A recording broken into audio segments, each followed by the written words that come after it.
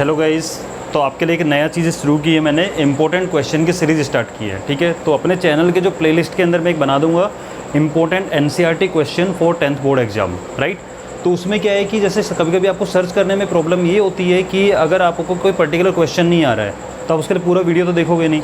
तो उसके लिए मैं एनसीईआरटी क्वेश्चन को जो इंपॉर्टेंट है उनका एक सिंगल क्वेश्चन का अलग अलग वीडियो बना के इस प्लेलिस्ट में होगा, आप उसके अंदर सर्च कर सकते हैं, ठीक है।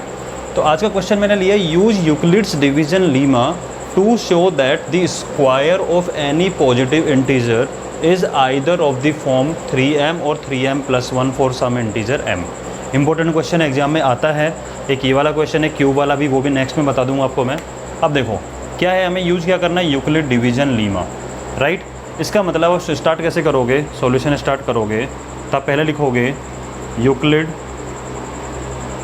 यूक्लिड्स डिवीजन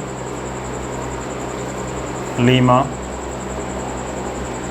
होती क्या है, a = BQ + R where R is less than B and greater than = 0।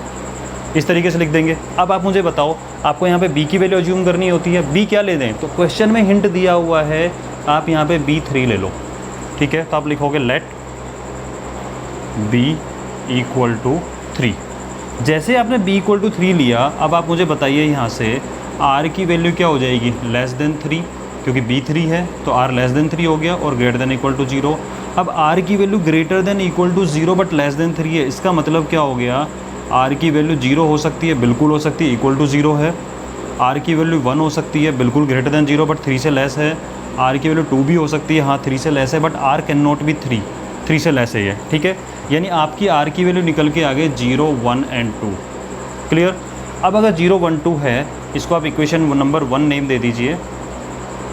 तो A = क्या हो जाएगा, फ्रॉम, या इसको ऐसे ना लिख के फ्रॉम मत लिखो, प्रॉपर वे में कर देते हैं। आप लिखिए put value of B and different values of R इन, यहाँ नहीं लिखते हैं, different values of R in equation number 1। Equation 1 में आपको B की वैल्यू पुट करनी है और डिफरेंट वैल्यू ऑफ R। अब सोचो, अगर मैंने पुट किया A = B की जगह मैंने 3 पुट किया, तो 3 × Q 3Q हो गया, और R की वैल्यू पुट कर रहा हूँ सबसे पहले मैं 0। तो यहाँ से मेरा बना A = 3Q, ये चीज़ बन के आ गई इक्वेशन नंबर 2, राइट। उसके बाद में A = 3Q, क्योंकि B की वैल्यू तो 3 रहने वाली हर केस में, B = 3 पुट किया, लेकिन इस बार R क्या रख रहे हैं, 1 रख रहे हैं, तो 3Q + 1 इक्वेशन नंबर 3। और अब B की वैल्यू तो 3 ही है और R की वैल्यू मैं यहाँ 2 पुट कर रहा हूँ, इक्वेशन नंबर 4। क्लियर है। अब मेरे पास में A की वैल्यू, यानी कहने का मतलब ये है, अगर आपने B3 लिया है तो किसी भी पॉजिटिव इंटीजर को, मैं पॉजिटिव इंटीजर की बात कर रहा हूँ, अभी मैंने स्क्वायर की बात नहीं की है, ठीक है। अगर B = 3 है तो उस किसी भी पॉजिटिव इंटीजर को आप सिर्फ इन 3 फॉर्म में लिख सकते हो, क्या तो 3Q होगा, या 3Q + 1 होगा, या 3Q + 2 होगा, राइट। यहाँ तक तो हो गया ये। लेकिन हमसे पॉजिटिव इंटीजर की बात नहीं की है, उसने बात की है square of any positive integer, right. यानी हमें इनका स्क्वायर और करना पड़ेगा। क्लियर है। और स्क्वायर इस फॉर्म में आने वाला है। तो अब आप क्या करोगे, इस चीज़ को एक एक करके लेते हैं। तो फ्रॉम टू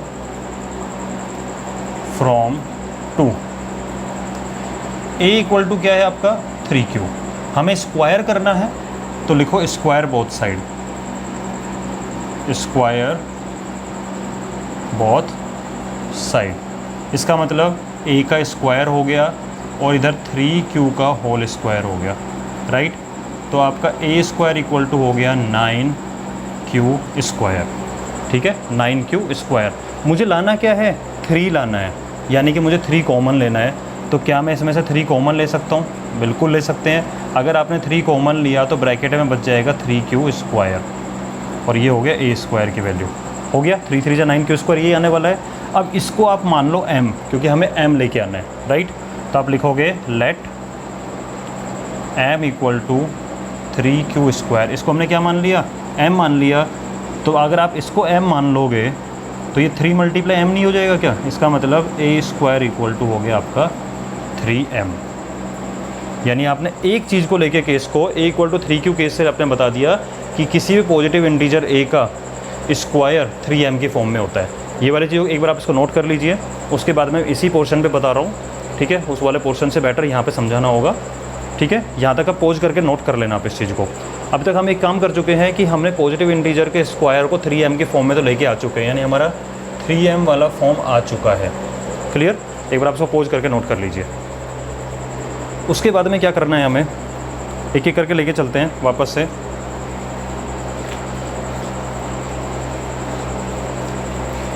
अब आप लिखोगे फ्रॉम इक्वेशन 3। थर्ड इक्वेशन में क्या था? a इक्वल टू था आपका 3q प्लस 1। फिर वही काम करना है, हमें स्क्वायर करना है क्योंकि स्क्वायर पूछा हुआ है, तो square both side, square both sides. तो ये हो जाएगा लेफ्ट साइड का स्क्वायर करने पे a स्क्वायर हो गया, राइट साइड का स्क्वायर करने पे 3q प्लस 1 का होल स्क्वायर हो गया। आइडेंटिटी ये वाली यूज करोगे आप, a प्लस बी का whole square is equal to a square plus b square plus 2। Identity हर क्वेश्चन में लिखनी है आपको, ठीक है? ताकि पेपर से पहले आपको कुछ भी रिवाइज ना करना पड़े, फॉर्मूले वगैरह। तो ये हो जाएगा आपका a square is equal to इसका स्क्वायर यानी कि 3q का होल स्क्वायर क्या होता है 9q square plus b square यानी 1 का स्क्वायर प्लस 2 मल्टीप्लाई दिस 2 3 जा 6q, राइट? तो क्या मैं इसको ऐसे लिख सकता हूँ 9q स्क्वायर प्लस 6q को पहले लिख लेते हैं, बाद में 1 को लिख लेते हैं, और ये हो गया a स्क्वायर। अब ज़रा ध्यान दो क्वेश्चन पे, मुझे प्रूव क्या करना है 3m वाला फॉर्म तो नहीं आ सकता कि 3 कॉमन ले ले और एक कंबाइंड टर्म। 3 कॉमन सब में से तो आने रहे हमारा, क्या सब में से 3 कॉमन हो सकता है क्या? नहीं हो रहा है। तो ये वाले फॉर्म में ध्यान दो, हमें 3 कॉमन लाना है और बाद में प्लस 1 है तो कोई प्रॉब्लम नहीं है। क्या मैं इन दोनों में से 3 कॉमन ले सकता हूँ? बिल्कुल ले सकते हो आप, इनमें से 3 कॉमन ले लो तो यहाँ बचेगा 3q स्क्वायर, ठीक है? और यहाँ बचेगा 2q और बाहर बच गया 1, ठीक है? ये वाला पोर्शन आपने नोट कर लिया होगा, आई होप। पॉज करके आप नोट कर लीजिए, इसको इरेज कर देता हूँ। हाँ जी, तो आपका ये निकल के आ गया।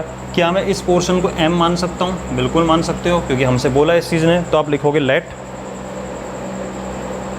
m equal to 3q square plus 2q।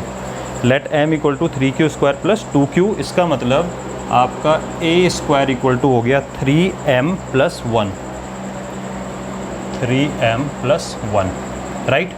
यानी हमने प्रूव कर दिया कि square of any positive integer 3m plus 1 के फॉर्म में आ रहा है 3m के फॉर्म में आया। लेकिन रुको बेटा, अभी कंप्लीट नहीं हुआ है, हमारी एक इक्वेशन 4 बाकी है, ठीक है? यहाँ तक आप पॉज करके लिख लो। और उसके बाद अपना है फ्रॉम इक्वेशन 4। देखो जितने भी केस बनते हैं सारे केस से आपको सोल्व करके दिखाना है। ऐसा नहीं कि यहाँ पे स्टॉप हो गए, यहाँ स्टॉप हो गए, नहीं। जितने भी केस बने हैं उन सारे को केस से लिख करके दिखाएंगे। फ्रॉम इक्वेशन 4 हमारा a इक्वल टू आया था 3q plus 2, square both sides. तो ये हो जाएगा a स्क्वायर और ये हो जाएगा 3q प्लस 2 का होल स्क्वायर। आइडेंटिटी यही रहने वाली है, ठीक है? तो a स्क्वायर की वैल्यू आएगी आपकी, इसका होल स्क्वायर करोगे 3q का होल स्क्वायर क्या होता है 9q स्क्वायर प्लस 2ab, 2 3 जा 6, 2 जा 12q और प्लस 2 का स्क्वायर 4। इनमें से 3 कॉमन आ सकता है? बिल्कुल आ सकता है। और मुझे एक बात बताओ, क्या मुझे प्लस में 4 की रिक्वायरमेंट है क्या? नहीं, मुझे प्लस 1 की रिक्वायरमेंट है। तो रुको बेटा, ऐसे नहीं करना है। मुझे जब प्लस 1 की ही रिक्वायरमेंट है तो प्लस 1 कैसे आएगा? तो क्या मैं इसको ऐसे लिख सकता हूँ कि 9q square plus 12q plus 3 और प्लस 1। मैंने 4 को ब्रेक कर दिया 3 और 1 में। क्यों? क्योंकि मुझे एक्स्ट्रा में सिर्फ 1 चाहिए और 4 में से 1 निकालेंगे 3 बच जाएगा। अब इन तीनों में से आप 3 कॉमन ले लो तो आपका a स्क्वायर हो जाएगा, यहाँ से 3 कॉमन लो तो 3q square plus 4q plus 1 और बाहर 1 बैठा हुआ है। देखो इसको 3 से डिवाइड करोगे 3q स्क्वायर, इसको 3 से डिवाइड किया 4q, इसको 3 से डिवाइड किया 1 और प्लस का 1 तो बाहर एक्स्ट्रा बैठा हुआ ही है ये वाला, ठीक है? अब आप इसको नोट कर लिया होगा, आई होप आपने। मैं इरेज कर देता हूँ। हाँ जी, तो अब आप क्या करोगे, जो पोर्शन आपका अभी निकल के आया है इस पोर्शन में इसको आपने m मान लिया, तो आप लिखोगे let m equal to 3q square plus 4q plus 1, that means a square is equal to हो गया आपका 3m प्लस 1।